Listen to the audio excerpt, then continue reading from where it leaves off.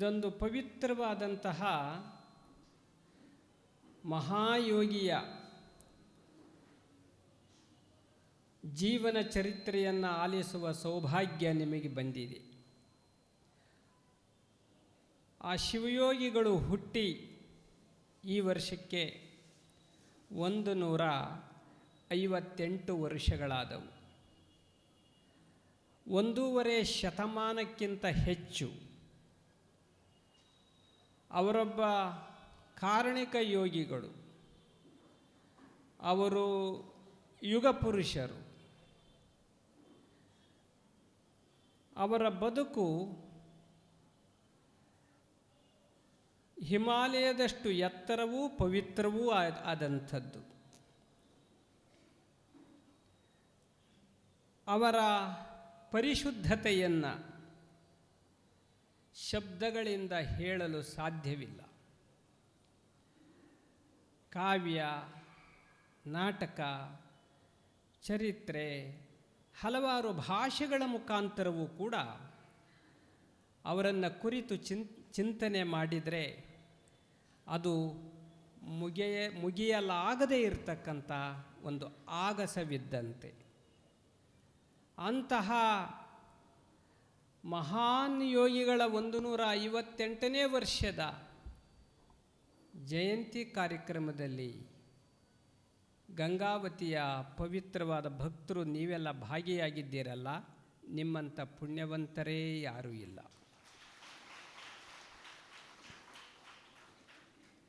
ವೈರಾಗ್ಯದ ಮೇರುನಿಧಿ ಕುಮಾರಶಿವಯೋಗಿಗಳವರು. ಅವರ ವೈರಾಗ್ಯವನ್ನು ಕುರಿತು ಬಹುಶಃ ನನಗನ್ನಿಸ್ತಿದೆ, ಅಂತಹ ಒಂದು ಮೇರು, ವೈರಾಗ್ಯದ ಮೇರು ಇನ್ನೊಬ್ಬರು ಸಿಗಲಿಕ್ಕಿಲ್ಲ, ಸಿಗೋದೇ ಇಲ್ಲ.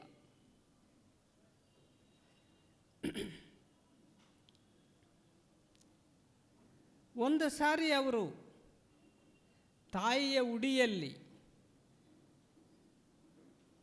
ಪವಿತ್ರವಾದ ಶಿಕ್ಷಕ ವೃತ್ತಿಯಿಂದ ಅವರು ಗಳಿಸಿದ 300 ರೂಪಾಯಿಗಳನ್ನು ತಾಯಿಯ ಉಡಿಯಲ್ಲಿ ಹಾಕಿ ಅವರು ಹೇಳ್ತಾರೆ, ತಾಯಿ, ಇವತ್ತಿನಿಂದ ನಾನು ಮಗ ಅಲ್ಲ, ನೀನು ನನಗೆ ತಾಯಿ ಅಲ್ಲ. ನಾನು ಭಾಳ ಪವಿತ್ರವಾದ ಕಾಯಕ, ಶಿಕ್ಷಕ ಕಾಯಕ, ಅದನ್ನು ಮಾಡಿ ಗಳಿಸಿದ ದುಡ್ಡಿದು 300 ರೂಪಾಯಿ.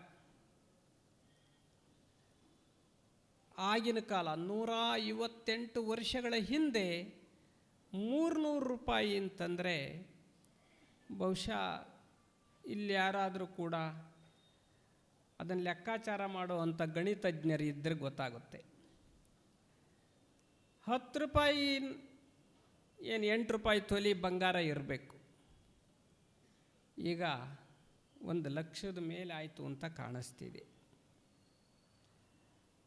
ಆ 300 ರೂಪಾಯಿಗೂ ಕೂಡ ತುಂಬ ಬೆಲೆಯುಳ್ಳಂಥ ಕಾಲ ಅದು. ತಾಯಿ ಮದುವೆ ಮಾಡಬೇಕು ಅಂತೇಳಿ ಅಪೇಕ್ಷೆ ಪಟ್ಟರೆ, ನಾನು ಮದುವೆ ಆಗಲ್ಲ, ನಾನು ಒಬ್ಬ ಸಮಾಜ ಸೇವಕನಾಗಿರ್ತೀನಿ ಹಾಗೆ ಹೇಳಿ ತಾಯಿಯ ಪಾದಕ್ಕೆ ನಮಸ್ಕರಿಸಿ ಅಲ್ಲಿಂದ ಅವರು ಹೊರಡ್ತಾರೆ. ಅವತ್ತು ಹೊರಟ್ರೆ ಹಾನಗಲ್ಲ ಮಠದ ಸ್ವಾಮಿಗಳಾಗಿರ್ತಾರೆ. ಅವರ ತಾಯಿ, ನಮ್ಮ ಮಗ ಭಾಳ ಹೆಸರು ಮಾಡಿದ್ದಾನೆ,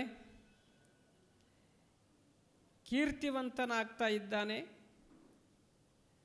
ಸಮಾಜದಲ್ಲಿ ಅವನಿಗೆ ತುಂಬ ಗೌರವ ಇದೆ, ಅವನು ನೋಡ್ಕೊಂಡು ಬರಬೇಕು ಅಂತೇಳಿ ತಾಯಿಗೆ ಆಸೆ ಆಗ್ತಿದೆ. ತಾಯಿ ಭಾಳಷ್ಟು ಆಶೆಯಿಂದ ಹಾನಗಲ್ಲ ಮಠಕ್ಕೆ ಬರ್ತಾರೆ. ಅಲ್ಲಿ ಕಾರ್ಕೂನರು, ಅವತ್ತು ಕಾರ್ಕೂನರು ಅಂತಿದ್ರು, ಇವತ್ತು ಮ್ಯಾನೇಜರು ಅಥವಾ ಅಡ್ಮಿನಿಸ್ಟ್ರೇಟ್ರು ಅಂತ ಅಂತೀವಿ ನಾವು. ಅವರು ಭೇಟಿ ಮಾಡ್ತಾರೆ. ಯಾರಮ್ಮ, ಯಾವ ಊರು? ಇಲ್ಲಪ್ಪ, ಈ ಮಠದ ಸ್ವಾಮಿಗಳಿದ್ದಾರಲ್ಲ ಅವ್ರ ತಾಯಿ ನಾನು ಅಂತಾರೆ ಅವರು. ಓ, ಅವರಿಗೆ ತುಂಬ ಖುಷಿ ಆಗ್ಬಿಡ್ತದೆ. ಅಜ್ಜವ್ರ ಹತ್ರ ಹೋಗಿ ತಮ್ಮ ತಾಯಿಯವರು ಬಂದಿದ್ದಾರೆ, ನಿಮ್ಮ ದರ್ಶನ ಭೇಟಿ ಮಾಡಬೇಕಂತೆ. ಅದನ್ನು ಕೇಳಿದ ತಕ್ಷಣ ಕುಮಾರಶಿವಯೋಗಿಗಳವರು ಏನನ್ನೂ ಮಾತಾಡಲಿಲ್ಲ. ಹಾನಗಲ್ ಮಠದ ಹಿಂಬಾಗಿಲಿನಿಂದ ಹೊರಟು ಮಹಾರಾಜಪೇಟೆ ಎನ್ನುವಂತಹ ಹಾನಗಲ್ ವಿರಕ್ತ ಮಠದ ಶಾಖಾ ಮಠ ಇದೆ, ಅಲ್ಲಿಗೆ ಹೊರಟೋಗ್ತಾರೆ. ಆವಾಗ ಮ್ಯಾನೇಜರ್ಗೆ ಭಾಳ ನಿರಾಶೆ ಆಗ್ತದೆ. ಹೆಂಗೆ ಆ ತಾಯಿಗೆ ಏನು ಹೇಳಬೇಕು? ಬಂದು ಹೇಳ್ತಾರೆ, ಅಮ್ಮ ನೀವು ಒಂದು ದಿವಸ ಇರಿ ನೋಡೋಣ ಅಂತ. ತಾಯಿಯನ್ನು ಉಳಿಸ್ಕೊಂತಾರೆ ಮ್ಯಾನೇಜರ್ ಮಾಡಿದಾಗ. 1 ದಿವಸ ಆಯಿತು, 2 ದಿವಸ ಆಯಿತು, 3 ದಿವಸ ಆಯಿತು. ಅಜ್ಜವರು ವಾಪಸ್ ಬರಲಿಲ್ಲ. ಅವ್ರು ಬರೋದಿಲ್ಲ ಅನ್ನುವ ಖಾತ್ರಿ ಮ್ಯಾನೇಜರ್ಗೆ ಆಗ್ತಿದೆ. ತಾಯಿಗೆ ಹೇಳ್ತಾರೆ, ಅಮ್ಮ ಗುರುಗಳ ದರ್ಶನ ನಿಮಗಾಗಲ್ಲ. ತಾಯಿ ಬಂದಿದ್ದಾರೆ, ಅಜ್ಜರದು ತಾಯಿ. ವಾಪಸ್ ಹೇಗೆ ಬರಿಗೈಲಿ ಕಳಿಸೋದು? ಸ್ವಲ್ಪ ಕಾಳು ಕಡ್ಡಿ, ಒಂದು ಸೀರೆ, ಕುಪ್ಪಸ ಅದನ್ನು ಕೊಟ್ಟು, ಸ್ವಲ್ಪ ಭತ್ತ ಕೊಟ್ಟು, ಒಂದು ಚಕ್ಕಡಿಯ ಮೇಲೆ ಕುಂದಿರಿಸಿ ಅಮ್ಮನನ್ನು ಅವರು ಕಳಿಸಿಕೊಡ್ತಾರೆ. ಆದರೆ ನದಿಯಲ್ಲಿ ಅವು ಕೂಡ ತೇಲ್ಕೊಂಡು ಹೋಗ್ತದೆ. ತಾಯಿ ಜೀವ ಉಳಿದದ್ದೇ ಹೆಚ್ಚು. ಆವಾಗ ತಾಯಿ ವಿಚಾರ ಮಾಡ್ತಾರೆ, ಅವತ್ತೇ ಅವನು ಹೇಳಿದ್ದ ಮನೆ ಬಿಡಬೇಕಾರೆ, ನೀನು ತಾಯಿ ಅಲ್ಲ, ನಾನು ಮಗ ಅಲ್ಲ ಅಂಥೇಳಿ. ಇವತ್ತು ಅದನ್ನು ತಾನು ಹಠ ಮಾಡಿ ಸಾಧಿಸಿಯೇ ತೀರಿದ. ಸನ್ಯಾಸಿ ಮಠದಿಂದ ಕಳಿಸಿದ ಕಾಳು ಕಡ್ಡಿನೂ ಕೂಡ, ಒಂದು ಸೀರೆನೂ ಕೂಡ ನನಗೆ ಮುಟ್ಟುವಂಥ ಯೋಗ್ಯತೆ ಇಲ್ಲ. ಆ ತಾಯಿ ವಾಪಸ್ ಮನೆಗೆ ಬರಿಗೈಲೇ ಹೋಗ್ತಾರೆ. ತಾಯಿ ಹೋದ ಮೇಲೆ ಅವರು ಮಠಕ್ಕೆ ಬರ್ತಾರೆ. ಬಹುಶಃ ನಮ್ಮ ನಾಡಿನಲ್ಲಿ, ನಮ್ಮ ದೇಶದಲ್ಲಿ ಸನ್ಯಾಸಕ್ಕೆ ಬಹುದೊಡ್ಡ ಹೆಸರು ಮಾಡಿದವರು ಶಂಕರಾಚಾರ್ಯರು. ಅವರು ಹೀಗೆ ಹಠ ಮಾಡಿ ಸನ್ಯಾಸಿ ಆದವರು. ಆದರೆ ಅವರ ಮನೆಗೆ ಸ್ವಂತ ಸನ್ಯಾಸತ್ವವನ್ನು ಸ್ವೀಕರಿಸಿದ ಮೇಲೆ ಭಿಕ್ಷಕ್ಕೂ ಬರ್ತಾರೆ. ಅವ್ರ ತಾಯಿ ತೀರಿಕೊಂಡಾಗ ಅಂತ್ಯ ಸಂಸ್ಕಾರಕ್ಕೂ ಬರ್ತಾರೆ. ಸನ್ಯಾಸದ ಬಹುದೊಡ್ಡ ಹೆಸರು ಶಂಕರಾಚಾರ್ಯರು. ಆದರೆ ಹಾನಗಲ್ ಕುಮಾರಸ್ವಾಮಿಗಳು ಒಂದು ಸಾರಿ ಮನೆ ಬಿಟ್ಟ ಮೇಲೆ ಮನೆಗೆ ಹೋಗಲಿಲ್ಲ.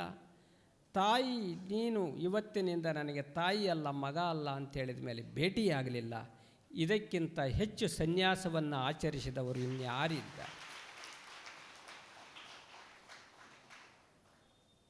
ವೈರಾಗ್ಯ. ತಾಯಿ ಮನೆಯಿಂದಷ್ಟೇ ವೈರಾಗ್ಯವಲ್ಲ, ಬಟ್ಟೆಯಿಂದಲೂ ವೈರಾಗ್ಯ. ಹೀಗೆ ಹಾಕ್ಕೊಳ್ತದ್ದೇ ಒಂದು ಭಗವ, ಒಂದು ಕಪನಿ. ಅದು 4 ಕಡೆ ಹರಿದಿರ್ತಿತ್ತು. ಹರಿದ ಕಪನಿಯನ್ನೇ ಹೊಲಿಗೆ ಮಾಡಿ ಮತ್ತೆ ಅದನ್ನು ಹಾಕ್ಕೊಂತಿದ್ರು. ಅವತ್ತಿನ ಕಾಲದ ಒಬ್ಬ ಸಾಧಕರು ಅಜ್ಜಾರ್ದು ಈ ಹರಿದ ಕಪನಿ ನೋಡಿ ಒಂದು ಕಪನಿ ಹೊಲಿಸಿ, ಹೊಸ ಕಪನಿ ಹೊಲಿಸಿ ಅದಕ್ಕೆ ಕಾವಿ ಹಾಕಿ ಅವರಿಗೆ ಬಟ್ಟೆ ಕೊಡ್ತಾರೆ ಹಾಕ್ಕೊಳ್ಳೋಕ್ಕೆ. ಯಾಕಪ್ಪ ಇದು ಹೊಸ ಕಪನಿ ಕೊಟ್ಟುಬಿಟ್ಟಿದೀಯಾ? ಇಲ್ಲ, ಅದು ಹರಿದಿತ್ತು, ಭಾಳ 4 ಕಡೆ ಹೊಲಿಗೆ ಹಾಕಿತ್ತು, ಅದಕ್ಕಾಗಿ ಇದನ್ನು ಹೊಲಿಸಿಕೊಟ್ಟಿದ್ದೀನಿ. ಇನ್ನೂ 4 ಹೊಲಿಗೆ ಹಾಕಿ ಇನ್ನೂ 1 ವರ್ಷ ಹಾಕ್ಕೊಳ್ಳೋಕ್ಕೆ ಬರ್ತಿತ್ತು. ಅದನ್ನು ಈ ಹೊಸ ಕಪನಿ ತೊಗೊಂಡು ಬಂದು ಸಮಾಜದ ದುಡ್ಡನ್ನು ಹಾಳು ಮಾಡಿದೆಲ್ಲಯ್ಯ ಅಂತಕೊಂಡೇಳಿ ಹೇಳಿದರು ಕುಮಾರಸ್ವಾಮಿ. ಸಮಾಜ ನನಗೆ ದುಡ್ಡು ಕೊಡೋದು ನಾನು ಒಳ್ಳೆ ಬಟ್ಟೆ ಹಾಕ್ಕೋಬೇಕು ಅಂತಲ್ಲ, ನಾನು ಶಿವಯೋಗ ಮಂದಿರ ಕಟ್ಟಿದ್ದೀನಿ, ಅದರ ಭಿಕ್ಷೆಗಾಗಿ ಕೊಟ್ಟಿರ್ತಾರೆ, ಅದನ್ನು ಅಲ್ಲಿಗೆ ಸಲ್ಲಬೇಕ ಹೊರತು ನನ್ನ ಬಟ್ಟೆಗಲ್ಲ ಅಂತ ಹೇಳಿದಂತಹ, ಬಟ್ಟೆಯ ಮೇಲೂ ಕೂಡ ವೈರಾಗ್ಯವನ್ನು ತೋರಿದಂಥ ಮಹಾನ್ ಯೋಗಿ ಕುಮಾರ ಶಿವಯೋಗಿ. ಯಾರಾದರೂ ಆವತ್ತಿನ ಮಠದಲ್ಲಿ ಸ್ವಾಮಿಗಳು ರೇಷ್ಮೆ ಬಟ್ಟೆ ಹಾಕಂತ ಇದ್ದರೆ ಅಲ್ಲಿಗೆ ಹೋಗಿ ಅವರಿಗೆ ಬುದ್ಧಿವಾದವನ್ನು ಹೇಳಿ ರೇಷ್ಮೆ ಬಟ್ಟೆಯನ್ನು ಹಾಕುವುದನ್ನು ಬಿಡಿಸಿ ಖಾದಿ ಬಟ್ಟೆಯನ್ನು ತೊಡಿಸಿ ಬರುತ್ತಿದ್ದಂಥವರು ಹಾನಗಲ್ಲ ಕುಮಾರ ಮಹಾಸ್ವಾಮಿಗಳು. ಹೀಗೆ ಏಕಕಾಲಕ್ಕೇ ವೈರಾಗ್ಯದ ಉಡುಗೆ, ವೈರಾಗ್ಯದ ತೊಡುಗೆ ಭಸ್ಮ ರುದ್ರಾಕ್ಷಿಗಳು, ಅವೇ ತೊಡಿಗೆಗಳು. ತೊಡಿಗೆ ಅಂದರೆ ಆಭರಣ, ಬಂಗಾರದ್ದು ಆಭರಣ ಅಲ್ಲ. ಭಸ್ಮ ರುದ್ರಾಕ್ಷಿ ಲಿಂಗಗಳೇ ಸ್ವಾಮಿಗೆ ತೊಡಿಗೆ. ಅಂತಹ ತೊಡಿಗೆಯಲ್ಲಿಯೂ ಕೂಡ ಬಂಗಾರ ಇಡಲಾರ್ದಂಗಿದ್ದಂಥ ಮಹಾವಿರಾಗಿ ಕುಮಾರಸ್ವಾಮಿಗಳವರು. ಸಮಾಜಕ್ಕಾಗಿಯೇ ಸದಾಕಾಲ ದುಡಿದವರು, ಸಮಾಜ ಚೆನ್ನಾಗಿರಬೇಕು ಅಂದವರು. ರಾಣೆಬೆನ್ನೂರು ತಾಲೂಕು ಅವತ್ತು ಅವಿಭಾಜ್ಯ ಧಾರವಾಡ ಜಿಲ್ಲೆ, ಮುದೇನೂರು ಅನ್ನುವಂಥ ಗ್ರಾಮ. ಅಲ್ಲಿ ಶಿವಯೋಗ ಮಂದಿರ ಸಲುವಾಗಿ ಭಿಕ್ಷೆಗೆ ಹೋಗಿರ್ತಾರೆ. ಎಲ್ಲ ಭಿಕ್ಷಾಟನೆಯನ್ನು ಮಾಡಿ ಶಿವಯೋಗ ಮಂದಿರಕ್ಕೆ ಹೋಗಿ ಬರ್ತೀವಿ, ನಿಮ್ಮ ಬಸವೇಶ್ವರ ಜಾತ್ರೆಗೆ ಬರ್ತೀನಿ ಅಂತೇಳಿ ಬಂದರು. ಒಂದು ತಿಂಗಳಾದಮೇಲೆ ವಾಪಸ್ ಮತ್ತೆ ಬಸವೇಶ್ವರ ಜಾತ್ರೆಗೆ ಅಲ್ಲಿ ಮುದೇನೂರಿಗೆ ಹೋಗ್ತಾರೆ. ಅಷ್ಟೊತ್ತಿ ಭಕ್ತರು ಬಸವಣ್ಣನ ಗುಡಿಯಲ್ಲಿ ಜೋಳದ ಭಿಕ್ಷೆಯನ್ನು ಮಾಡಿ ಸ್ವಲ್ಪ ಕಾಣಿಕೆಯನ್ನು ಕೂಡ ಎತ್ತಿ ಇಟ್ಟಿದ್ರು. ಬಸವಣ್ಣನ ಗುಡಿ ಒಳಗೆ ಆ ಕಡೆ ಗೋಡೆಗೆ ಒಂದಿಷ್ಟು ನಿಟ್ಟು ಜೋಳದ ಚೀಲಗಳು, ಈ ಕಡೆ ಗೋಡೆಗೆ ಒಂದಿಷ್ಟು ಜೋಳದ ಚೀಲಗಳು. ನೋಡಿದರು ಕುಮಾರ ಅಜ್ಜವರು, ಏನರಪ್ಪ ಈ ಕಡೆಗಷ್ಟು ಹೊಟ್ಟಿರಿ, ಈ ಕಡೆಗಷ್ಟು ಹೊಟ್ಟಿದ್ದೀರಿ. ಆವಾಗ ಅಜ್ಜಾರ ಅದ್ರ ಬಗ್ಗೆ ವಿಚಾರ ಬೇಡ, ಈಗ ಭಿಕ್ಷೆ ಅಂತೂ ಮಾಡಿಟ್ಟಿದ್ದೀವಿ ಶಿವ ಮಂದಿರಕ್ಕೆ, ತಾವು ತೊಗೊಂಡು ಹೋಗಬೇಕು. ಅಜ್ಜಾರಿಗೆ ಸೂಕ್ಷ್ಮವಾಗಿ ಗೊತ್ತಿತ್ತು, ಆ ಊರಿನಲ್ಲಿ 2 ಪಾರ್ಟಿ ಆಗ್ಯಾವ. ಪಾರ್ಟಿ ಆಗಿತ್ತು. ಯಾವ ಪಾರ್ಟಿ? ಜನಾಂಗೀಯ ಪಾರ್ಟಿ. ಆ ಊರಾಗಿದ್ದದ್ದು 2 ಮತ. ಒಂದು ರೆಡ್ಡಿ ಲಿಂಗಾಯಿತರು, ಇನ್ನೊಂದು ಕುರುಬರು ಹಾಲು ಮತದವರು. ಅವರಿಬ್ಬರಿಗೂ ಜಗಳ ಆ ಊರಾಗೆ. ಅವರು ಭಿಕ್ಷೆ ಇಬ್ಬರೂ ಮಾಡ್ಯಾರ, ಆದ್ರೆ ಆ ಕಡೆಗೆ ಅವ್ರು ಹೊಟ್ಟ್ಯಾರ, ಈ ಕಡೆಗೆ ಇವ್ರು ಹೊಟ್ಟ್ಯಾರ. ಅಜ್ಜಾರು, ಏನರಪ್ಪ ನಿಮ್ಮೂರೊಳಗೆ ಈ ರೀತಿ ಪಾರ್ಟಿ ಐತಂತೆ, ನಾನು ಹೆಂಗಪ್ಪ ಒಯ್ಲಿ ಈ ಜ್ವಾಳ ಅಂತೇಳಿದ್ರು ಅವರು. ನೋಡ್ರಿ, ಒಬ್ಬ ಸ್ವಾಮಿಗಳು ಹಿಂಗೆ ವಿಚಾರ ಮಾಡಬೇಕು ಅಂತ. ಪಾರ್ಟಿ ಇದ್ದರೆ ಚಲೋ ಅಂತೇಳಿ ನಾವು ವಿಚಾರ ಮಾಡ್ತೀವಿ. ಈಗಿನ ಕಾಲದಲ್ಲಿ ನಾವು ಸ್ವಾಮಿಗಳು ಪಾರ್ಟಿ ಇದ್ದರೆ ಖಾಯಮ್ಮಾಗಿ ನಮಗೆ ಭಿಕ್ಷೆ ಚಲೋ ಆಗುತ್ತೆ ಅಂತ ನಾವು ತಿಳ್ಕೊಂತೀವಿ. ನಾವು ಮುದ್ದಾಂ ಪಾರ್ಟಿನೂ ಮಾಡೋ ಪೈಕಿನೇ. ಆದರೆ ಅಜ್ಜಾರು ಹೇಳ್ತಾರೆ, ನೀವಿಬ್ಬರೂ ಒಂದಾಗಬೇಕು ಅಂದ್ರವರು. ಅಜ್ಜಾರ, ನಿಮ್ಗೆ ಅದರ ಚಿಂತೆ ಬೇಡ, ನಾವು 1 ಆಗಲಿ 2 ಆಗಲಿ ನಿಮಗೆ ಭಿಕ್ಷೆ ಮಾಡಿಟ್ಟಿವಲ್ಲ ಅಂದ್ರವರು. ಅವಾಗ ಅಜ್ಜಾರು ಹೇಳ್ತಾರೆ, ನೀವು ಊರು ಒಟ್ಟಾಗದೆ ಭಿಕ್ಷೆಯನ್ನು ಕೊಟ್ಟರೆ ನಾನು ಭಿಕ್ಷೆ ತಗೊಂಡು ಹೋಗಲ್ಲ, ಅಂಥ ಭಿಕ್ಷೆ ನನಗೆ ಬೇಕಾಗಿಲ್ಲ. ಆದ್ದರಿಂದ ನೀವು ಒಟ್ಟಾಗಿದ್ದೀರಿ ಅಂತೇಳಿ ನನಗೆ ನಮಸ್ಕಾರ ಮಾಡಿದರೆ ಮಾತ್ರ ಭಿಕ್ಷೆ ತೊಗೊಂಡು ಹೋಗ್ತೀನಿ, ಇಲ್ಲಕ್ಕರು ತೊಗೊಂಡು ಹೋಗಲ್ಲ. ಹಾಲು ಮತದ ಮತ್ತು ರೆಡ್ಡಿ ಲಿಂಗಾಯಿತರನ್ನು ಕೂಡಿಸಿ ಇಡೀ ಊರಿನಲ್ಲಿದ್ದ ಪಾರ್ಟಿಯನ್ನು ತೆಗೆದು ನೀವಿಬ್ಬರು ಸಮಾಧಾನದಿಂದ ಶಾಂತಿಯಿಂದ ಇರಬೇಕು, ಆವಾಗ ಊರು ಅಭಿವೃದ್ಧಿಯಾಗ್ತದೆ ಅಂತ ಹೇಳಿ ಅವರಿಗೆ ಈ ರೀತಿಯಾದ ಊರನ್ನು ಒಟ್ಟು ಮಾಡಿ ಆಮೇಲೆ ಭಿಕ್ಷೆ ತೆಗೆದುಕೊಂಡು ಹೋದಂಥವರು. ಎಲ್ಲ ಗ್ರಾಮಗಳು ನಮ್ಮ ನಾಡು ಒಂದಾಗಿರಬೇಕು ಅಂತ ಹೇಳಿದಂಥ ಮಹಾನುಭಾವ. ಇವತ್ತು ಲಿಂಗಾಯತ ಬೇರೆ, ವೀರಶೈವ ಲಿಂಗಾಯತ, ಲಿಂಗಾಯತ ವೀರಶೈವ, ಪಂಚಮಸಾಲಿ ಲಿಂಗಾಯತ, ಬಣಜಗ ಲಿಂಗಾಯತ ಇತ್ತಿತ್ತಲ ಬಂದು ಇವೆಲ್ಲ. ಕುಮಾರಸ್ವಾಮಿಗಳಿದ್ದ ಕಾಲಕ್ಕೆ ಇದು ಯಾವುದೂ ಇರಲಿಲ್ಲ.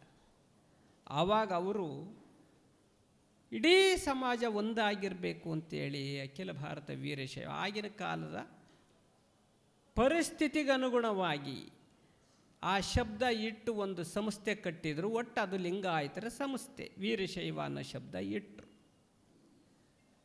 ನಾ ಹೇಳಬೇಕಾಗಿರೋದು ಇಷ್ಟೇ, ಇಡೀ ಸಮಾಜವನ್ನು ಸಂಘಟನೆ ಮಾಡಬೇಕು ಅಂತ ಇಡೀ ನಮ್ಮ ದೇಶದಲ್ಲಿಯೇ 1904ನೇ ಇಸ್ವಿನಲ್ಲಿ ಯಾವುದೇ ಸಮಾಜಕ್ಕೊಂದು ಸಂಘ ಸಂಘಟನೆ ಅಂತ ಇಲ್ಲದೇ ಇದ್ದಾಗ ವೀರಶೈವ ಲಿಂಗಾಯತರಿಗೆ ಒಂದು ಸಂಘವನ್ನು ಕಟ್ಟಿದವರು ಯಾರಾದರೂ ಇದ್ದರೆ ಅವರ ಹಾನಗಲ್ಲು ಕುಮಾರಸ್ವಾಮಿಗಳು. ಇಂಥ ಮಹಾನುಭಾವನ ಬಗ್ಗೆಯೂ ಇಂದು ಟೀಕೆ ಟಿಪ್ಪಣಿಗಳು ನಡೀತಾ ಇದೆ. ಸಮಾಜ ಸಲುವಾಗಿ ಅವರ ಮಠವನ್ನೇ ಮರೆತರು. ಅವರ ಮಠಕ್ಕಿದ್ದಂಥ 500 ಎಕರೆ ಜಮೀನೆಲ್ಲ ಹೊರಟೋಯ್ತು, ತೆಂಗಿನ ತೋಟ ಹೋಯಿತು, ಗದ್ದೆಗಳು ಹೋದು, ಈ ರೀತಿ ಅಡಿಕೆ ತೋಟಗಳು ಹೋದು, ಎಲ್ಲವೂ ಹೋದು. ಯಾವಾಗಲೂ ಕೂಡ ಸಮಾಜ ಕಟ್ಟೋ ಸಲುವಾಗಿ ಹೊರಗೇ ತಿರುಗಾಡಿದರು. ಅವರ ಮಠವನ್ನೇ ಮರೆತು ಇಡೀ ಸಮಾಜವೇ ನನ್ನ ಮಠ ಎಂದು ತಿಳಿದು ಸೇವೆಯನ್ನು ಮಾಡಿದಂಥವರು ಮಹಾನುಭಾವರು ಹಾನಗಲ್ ಕುಮಾರ ಶಿವೇಗೌಡವರು. ಇಂಥವರ ಒಂದು ಜೀವನ ಚರಿತ್ರೆ, ಶಿವಯೋಗ ಮಂದಿರ, ಶ್ರೀಮದ್ ವೀರಶೈವ ಶಿವಯೋಗ ಮಂದಿರವನ್ನು ಕಟ್ಟಿದರು. ನನ್ನಂಥ 1000 ಅಲ್ಲ 10,000 ಮಠಾಧಿಪತಿಗಳನ್ನು ತಯಾರು ಮಾಡಿದರು. ನಮ್ಮ ನಾಡಿನಲ್ಲಿ ಇವತ್ತೇನಾದರೂ ಮಠಗಳು ಜೀವಂತವಾಗಿದ್ದರೆ, ಇವತ್ತಿನವರೆಗೂ ಅದಕ್ಕೆ ಸ್ವಾಮಿಗಳು ಹಾಕ್ಯಂತ ಬಂದಿದ್ದರೆ, ಈಗಲೂ ಮಠಗಳಿದ್ದಾವೆ ಅಂದರೆ, ಈಗಲೂ ಈ ಕಾವಿ ಕಾಣ್ತಾ ಇದ್ದಾವೆ ಅಂತಂದರೆ ಅದಕ್ಕೆ ಹಾನಗಲ್ಲು ಕುಮಾರ ಸ್ವಾಮಿಗಳೇ ಕಾರಣ. ಇಲ್ಲದೇ ಇದ್ದರೆ ನಾವು ನಿಮ್ಮೂರಿಗೆ ಬರ್ತಿದ್ದಿಲ್ಲ, ನೀವು ಇಲ್ಲಿ ಚನ್ನಬಸವೇಶ್ವರ ಒಂದು ಮಠದಲ್ಲಿ ಕೂತ್ಕೊಳ್ತಿದ್ದಿಲ್ಲ. ಇಂತಹ ಮಹಾನ್ ಯೋಗಿ ಪುಂಗವರವರು, ಅವರ ಬಗ್ಗೆ ಒಂದಲ್ಲ ಎರಡಲ್ಲ ಎಷ್ಟು ಹೇಳಿದರೂ ಕೂಡ ಅದು ಕಡಿಮೆನೇ. ಸೇವೆ, ಸಂಘಟನೆ, ವೈರಾಗ್ಯ, ಆಧ್ಯಾತ್ಮ, ಈ ಪಾವಿತ್ರತೆ, ಶುದ್ಧತೆ, ಇದೆಲ್ಲದರ ಒಟ್ಟು ಸ್ವರೂಪ, ಒಟ್ಟು ಮೊತ್ತ ಯಾರಾದರೂ ಇದ್ದರೆ, ಒಬ್ಬ ಸ್ವಾಮಿ ಇದ್ದರೆ ಅದು ಹಾನಗಲ್ಲ ಕುಮಾರ ಮಹಾಸ್ವಾಮಿಗಳವರು. ಅಂಥ ಯೋಗಿವರ್ಯರ ಆಶೀರ್ವಾದ ನಮ್ಮ ನಾಡಿನ ಎಲ್ಲರ ಮೇಲೂ ಕೂಡ ಸದಾಕಾಲ ಇರಬೇಕು ಅಂತ ನಾನು ಅಪೇಕ್ಷೆ ಪಟ್ಟು ನಾನು ಕೊನೆ ದಿವಸ ಬರಬೇಕಾಗಿತ್ತು. ಆದರೆ ಕೊನೆ ದಿವಸ ಇವತ್ತು ನಮಗೆ ಅರಿವಿಲ್ಲದಂತೆಯೇ ನಾವೊಂದು ಕಾರ್ಯಕ್ರಮ ಹುಬ್ಳಿನಲ್ಲಿ KMC ಡಾಕ್ಟರ್ಸ್ ಅವರಿಗೆ ಅಲ್ಲೊಂದು ಸಮಾರಂಭ ಇದೆ, ಅದು ಒಪ್ಕೊಂಬಿಟ್ಟಿದ್ದೀನಿ, ಬಿಡಕ್ಕೆ ಬರಲಾರದ್ದು.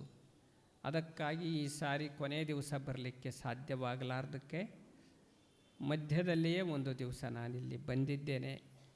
ನಿಜವಾಗಲೂ ಗಂಗಾವತಿ ವ್ಯಾಪಾರಿ ಕೇಂದ್ರ, ಭಕ್ತಿ ಕ್ಷೇತ್ರದ ಕೇಂದ್ರ, ಸಂಸ್ಕಾರವಂತ ಭಕ್ತರು ತಾವೆಲ್ಲರೂ ಇದ್ದೀರಿ. ನಿಜವಾಗಲೂ ಈ ಗಂಗಾವತಿ ಒಂದು ಐತಿಹಾಸಿಕವಾದಂತಹ ಒಂದು ಧಾರ್ಮಿಕತೆಗೆ ಹೆಸರಾದಂಥದ್ದು. ಹಲವಾರು ಮಠಗಳು, ಚನ್ನಬಸವಣ್ಣ ಮಹಾಸ್ವಾಮಿಗಳವರಂಥ ಮಹಾ ತಪಸ್ವಿಗಳು, ಅವರ ಒಂದು ದಿವ್ಯ ಯೋಗ ಒಂದು ಸಮಾಧಿಯ ಪಕ್ಕದಲ್ಲಿಯೇ ಅಜ್ಜವ್ರದ್ದು ಈ ಶ್ರವಣ ಕಾರ್ಯ ನಡೆದದ್ದು ನಮಗೆ ಬಹಳ ಸಂತೋಷವನ್ನುಂಟು ಮಾಡಿದೆ. ನಮ್ಮ